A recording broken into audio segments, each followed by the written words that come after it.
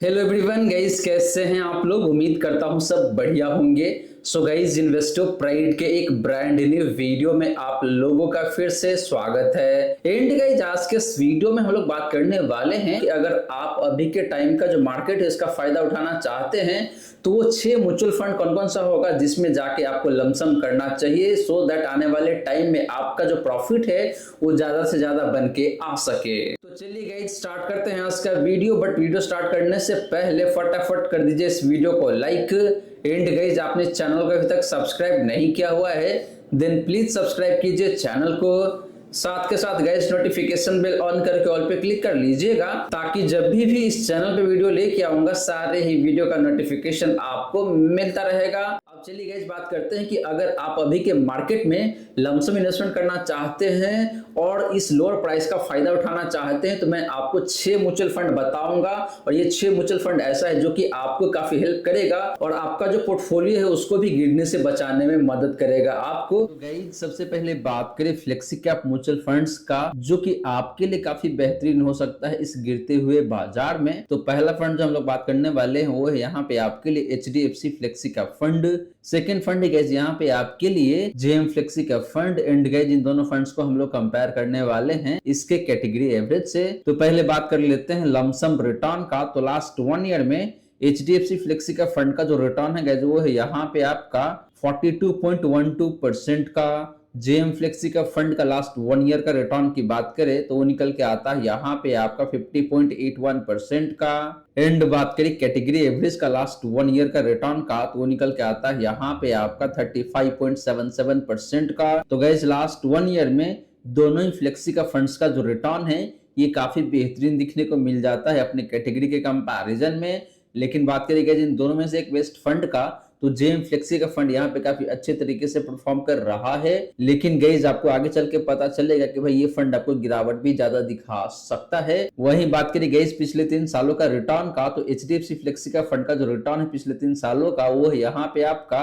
23.46% का। JM flexi का fund का पिछले 3 सालों का रिटर्न की बात करें तो वो है यहाँ पे आपका 26.65% का। एंड बात करें कैटेगरी एवरेज का पिछले 3 सालों का रिटर्न का तो निकल के आता है यहाँ पे आपका 16.2% का। तो फ्रेंड, पिछले 3 सालों में भी देखे तो यहाँ पे दोनों ही फ्लेक्सी का फंड्स का जो रिटर्न है ये बेहद ही शानदार दिखने को मिल जाता है अपने कैटेगरी एवरेज के कंपैरिजन में। लेकिन गाइस, यहाँ पे भी देखे तो अगेन JM फ्लेक्सी का फंड देखे तो कंपैरेटिव टर्म में काफी अच्छा परफॉर्म कर रहा है। एंड बात करें गाइस पिछले 5 सालों का रिटर्न का तो HDFC फ्लेक्सी का फंड का जो रिटर्न है पिछले 5 सालों का वो निकल के आता है यहाँ पे आपका 24.74% का। JM फ्लेक्सी का फंड का पिछले 5 सालों का रिटर्न की बात करें तो वो है यहाँ पे आपका 25.8% का। एंड बात करें कैटेगरी एवरेज का पिछले 5 सालों का रिटर्न का तो वो निकल के आता है यहाँ पे आपका 20.11% का। तो गाइस, तीनों ही टाइम फ्रेम में देखें तो दोनों ही फ्लेक्सी का फंड्स का रिटर्न अपने कैटेगरी एवरेज से काफी अच्छा, काफी बेहतर दिखने को मिल जाता है। लेकिन यहाँ पे देखें तो हर एक टाइम फ्रेम में JM फ्लेक्सी का फंड ने HDFC फ्लेक्सी का फंड को बीट किया हुआ है।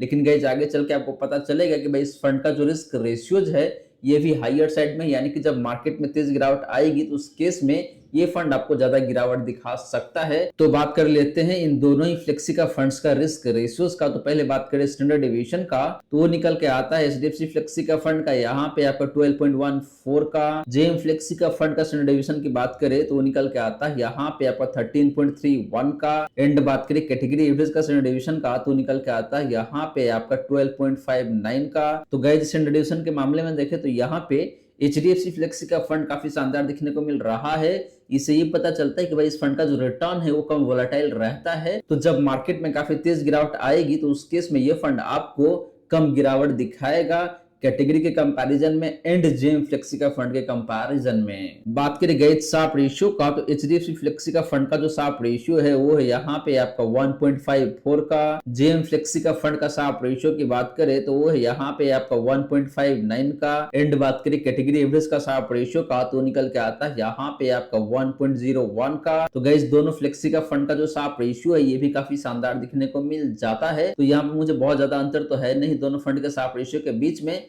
तो दोनों फंड काफी अच्छा दिखने को मिल रहा है। और गाइस आपको बता दूं कि जिस फंड का साप रेशियो जितना बेहतर होता है उतना ही अच्छा माना जाता है। इससे ये पता चलता है कि वो पर्टिकुलर फंड जितना रिस्क लेता है उसके कंपैरिजन में आपको रिटर्न बेहतर बना के देता है। तो साप रेशियो जितना ज्यादा हो उतना ही बेहतर माना जाता है। तो यहाँ पे दोनों फंड का साप रेशियो काफी अच्छा है, कहीं कोई दिक्कत वाली बात नहीं है। एंड लास्टली बात करें गाइस अल्फा का, तो एचडीएफसी फ्लेक्सी का फंड का जो अल्फा है वो निकल के आता है यहाँ पे आपका 7.95% का, मोटा मोटी 8% का अल्फा है। यानी कि पिछले 3 सालों में इस फंड ने अपने बेंचमार्क इंडेक्स को मोटा मोटी 8% से बीट किया हुआ है एनुअल बेसिस पे। जेएम फ्लेक्सी का फंड का अल्फा की बात करें तो वो निकल के आता है यहाँ पे आपका 7.82% का। गाइस कुछ दिन पहले यानी कि जो अभी गिरावट आया है मार्केट में, उससे पहले जेएम फ्लेक्सी का फंड का अल्फा मोटा मोटी 11% के आसपास में था। लेकिन अभी जो गिरावट आया है इसकी वजह से इस फंड का जो अल्फा है वो मोटा मोटी 10% के आसपास में हो चुका है। तो गाइस ये फंड वोलेटाइल ज्यादा है, तो इसीलिए यहाँ पे आपको पिछले 1 महीने में अगर आप देखेंगे तो रिटर्न ज्यादा गिरा हुआ है, यानी कि परफॉर्मेंस खराब हुआ है जेएम फ्लेक्सी का फंड का। तो ये फंड रिस्की भी ज्यादा है तो आपको रिटर्न भी ज्यादा बना के देता है। एंड लास्टली बात करेंगे इस कैटेगरी एवरेज का अल्फा का, तो निकल के आता है यहाँ पे आपका 1.73% का। तो गाइस वैसे देखिए तो दोनों फंड्स का अल्फा काफी शानदार है, कहीं कोई दिक्कत वाली बात नहीं है। लेकिन जेएम फ्लेक्सी का फंड का जो अल्फा है वो रिसेंट में काफी तेजी से गिरा है, यानी कि ये फंड हाई रिस्की है।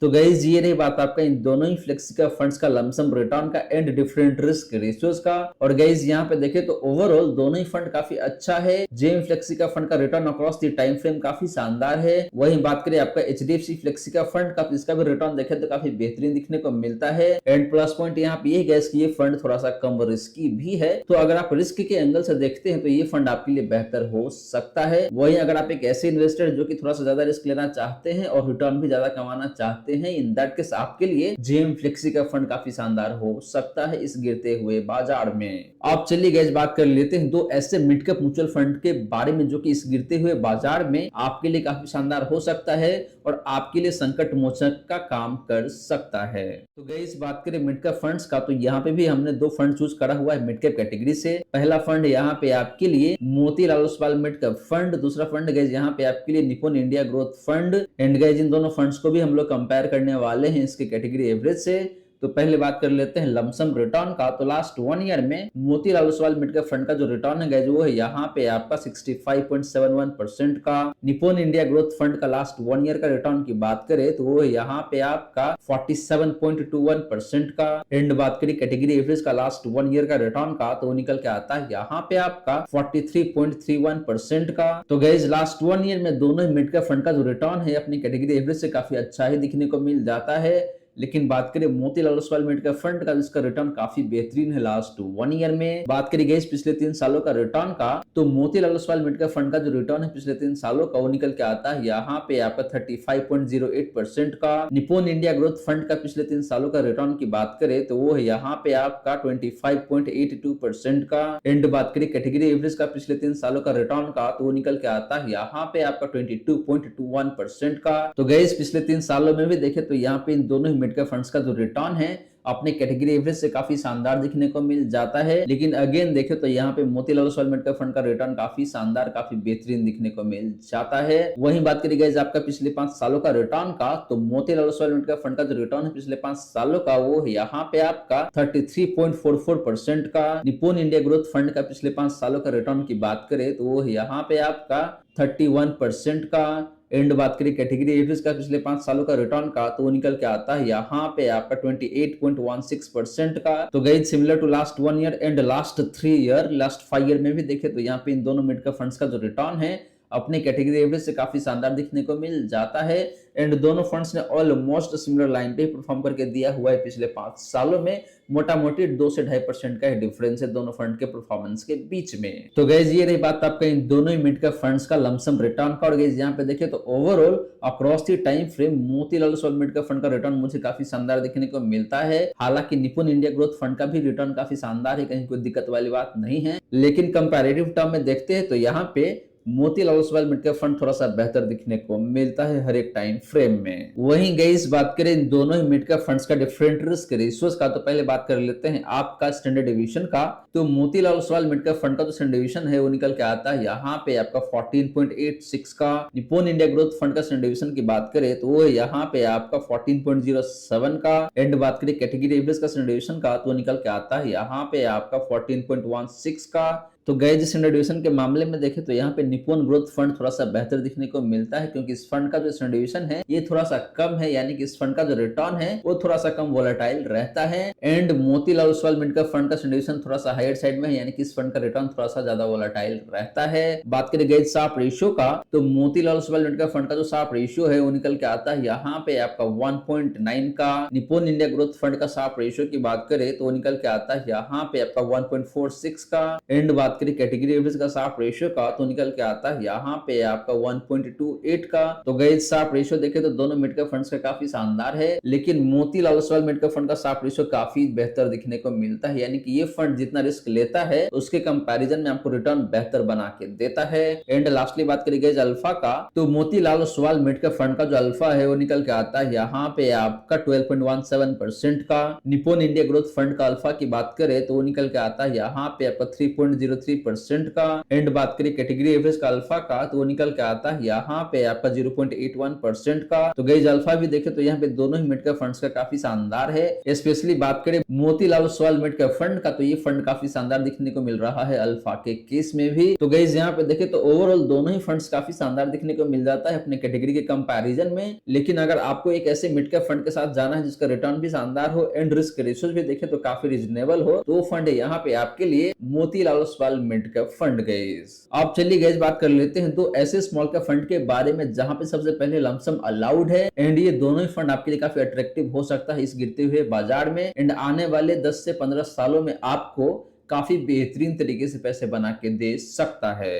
तो गाइस बात करें स्मॉल कैप फंड्स का, तो यहाँ पे भी हम लोगों ने दो फंड चूज करा हुआ है स्मॉल कैप कैटेगरी से। पहला फंड है well known fund quant small cap fund. दूसरा फंड गाइस यहाँ पे आपके लिए Canara Robeco small cap fund. And guys इन दोनों फंड्स को हम लोग कंपेयर करने वाले हैं इसके कैटेगरी एवरेज से। तो पहले बात कर लेते हैं लमसम रिटर्न का, तो लास्ट 1 ईयर में क्वांट स्मॉल कैप फंड का जो रिटर्न है गाइस जो निकल के आता है यहाँ पे आपका 44.9% का। Canara Robeco small cap fund का लास्ट 1 ईयर का रिटर्न की बात करें तो वो निकल के आता है यहाँ पे आपका 40.2% का। एंड बात करें कैटेगरी एवरेज का लास्ट 1 ईयर का रिटर्न का तो निकल के आता है यहाँ पे आपका 39.16% का। तो गाइस लास्ट 1 ईयर में दोनों ही फंड ने बेटर परफॉर्म किया हुआ है अपनी कैटेगरी एवरेज से। स्पेशली बात करें क्वांट स्मॉल कैप फंड का तो इसका रिटर्न लास्ट 1 ईयर में बेहतर है, लेकिन गाइस ये बात भी यहाँ पे है कि भाई लास्ट 1 ईयर में इसका परफॉर्मेंस और भी बेहतर था, लेकिन रिसेंट के 3 से 4 महीने में इसका रिटर्न बहुत खराब हुआ है। तो मुझे लगता है कि भाई ये फंड आपके लिए काफी अट्रैक्टिव हो सकता है at this point in time, क्योंकि अभी गिरावट ज्यादा है और आपके पास अगर एक्स्ट्रा पैसे पड़ा हुआ है तो आप उसको लमसम के माध्यम से क्वांट स्मॉल कैप फंड में इन्वेस्ट कर सकते हैं। बात करें पिछले 3 सालों का रिटर्न का, तो क्वांट स्मॉल कैप फंड का जो रिटर्न है पिछले 3 सालों का वो निकल के आता है यहाँ पे आपका 27.26% का। Canara Robeco small cap fund का पिछले 3 सालों का रिटर्न की बात करें तो निकल के आता है यहाँ पे आपका 23.41% का। एंड बात करें कैटेगरी एवरेज का पिछले 3 सालों का रिटर्न का तो निकल के आता है यहाँ पे आपका 23.37% का। तो गाइस लास्ट के 3 सालों में भी यहाँ पे दोनों ही स्मॉल कैप फंड्स का परफॉर्मेंस मार्जिनली ही सही लेकिन बेहतर जरूर है अपनी कैटेगरी एवरेज से। स्पेशली बात करें क्वांट स्मॉल कैप फंड का तो इसका रिटर्न ज्यादा बेहतर है पिछले 3 सालों में अपनी कैटेगरी एवरेज से। एंड बात करें गाइस पिछले 5 सालों का रिटर्न का, तो क्वांट स्मॉल कैप फंड का जो रिटर्न है पिछले 5 सालों का वो है यहाँ पे आपका 47.56% का। Canara Robeco small cap fund का पिछले 5 सालों का रिटर्न की बात करें तो निकल के आता है यहाँ पे आपका 35.9% का, मोटा मोटी 36% कह सकते हैं आप। एंड बात करें कैटेगरी एवरेज का पिछले 5 सालों का रिटर्न का तो वो निकल के आता है यहाँ पे आपका 32.67% का। तो गाइस पिछले 5 सालों में भी देखे तो यहाँ पे दोनों ही स्मॉल कैप फंड्स का रिटर्न अपने कैटेगरी एवरेज से काफी बेहतर दिखने को मिल जाता है। स्पेशली बात करें क्वांट स्मॉल कैप फंड का। तो वहीं गाइस बात करें इन दोनों ही फंड्स का डिफरेंट रिस्क रेशियोज का, तो पहले बात कर लेते हैं आपका स्टैंडर्ड डेविएशन का। तो क्वांट स्मॉल कैप फंड का जो स्टैंडर्ड डेविएशन है वो निकल के आता है यहाँ पे आपका 17.15 का। कैनरा डोबेको स्मॉल कैप फंड का स्टैंडर्ड डेविएशन की बात करें तो निकल के आता है यहाँ पे आपका 13.58 का। एंड बात करें कैटेगरी एवरेज का स्टैंडर्ड डेविएशन का तो निकल के आता है यहाँ पे आपका 15 का। तो गाइस स्टैंडर्ड डेविएशन के मामले में देखें तो यहाँ पे कैनरा डोबेको स्मॉल कैप फंड ज्यादा बेहतर दिखने को मिल रहा है, यानी कि यहाँ पे सेफ्टी बेहतर है। आपको रिटर्न शायद बहुत ज्यादा ना मिले क्वांट के कंपैरिजन में, लेकिन यहाँ पे सेफ्टी जो पॉइंट है ये बेहतर दिखने को मिलता है, यानी कि जब मार्केट में तेज गिरावट आएगी तो उस केस में ये फंड आपको कंपैरेटिव टर्म में कम गिरावट दिखाएगा। बात करें गाइस शार्प रेशियो का, तो क्वांट स्मॉल कैप फंड का जो शार्प रेशियो है वो निकल के आता है यहाँ पे आपका 1.37 का। कैनरा डोबेको स्मॉल कैप फंड का शार्प रेशियो की बात करें तो निकल के आता है यहाँ पे आपका 1.36 का। एंड बात करें कैटेगरी एवरेज का शार्प रेशियो का तो निकल के आता है यहाँ पे आपका 1.27 का। तो गाइस शार्प रेशियो के मामले में देखें तो दोनों फंड ऑलमोस्ट सेम है एंड कैटेगरी एवरेज से काफी बेहतर दिखने को मिल रहा है, तो यहाँ पे कहीं कोई दिक्कत वाली बात नहीं है। एंड लास्टली बात करी गाइस अल्फा का, यानी कि अपने बेंचमार्क इंडेक्स के कंपैरिजन में पिछले 3 सालों में कौन सा फंड कितना बेहतर परफॉर्म किया हुआ है। तो क्वांट स्मॉल कैप फंड का अल्फा की बात करें तो निकल के आता है यहाँ पे आपका 5.74% का। कैनरा डोबेको स्मॉल कैप फंड का अल्फा की बात करें तो निकल के आता है यहाँ पे आपका 4.53% का। एंड बात करें कैटेगरी एवरेज का अल्फा का तो निकल के आता है यहाँ पे आपका 3.32% का। तो गाइस अल्फा भी देखें तो दोनों फंड का बेहतर दिखने को मिल रहा है, तो यहाँ पे भी कहीं कोई दिक्कत वाली बात नहीं है। तो गाइस ये रही बात आपका इन दोनों ही स्मॉल कैप फंड्स का लमसम रिटर्न का एंड डिफरेंट रिस्क रेशियोज का। और गाइस यहाँ पे देखें तो ओवरऑल दोनों ही फंड काफी शानदार दिखने को मिल जाता है, कहीं कोई दिक्कत वाली बात नहीं है। परफॉर्मेंस भी दोनों फंड का बेहतर है अपनी कैटेगरी एवरेज के कंपैरिजन में, एंड रिस्क रेशियोज भी देखें तो काफी अच्छा ही दिखने को मिल जाता है।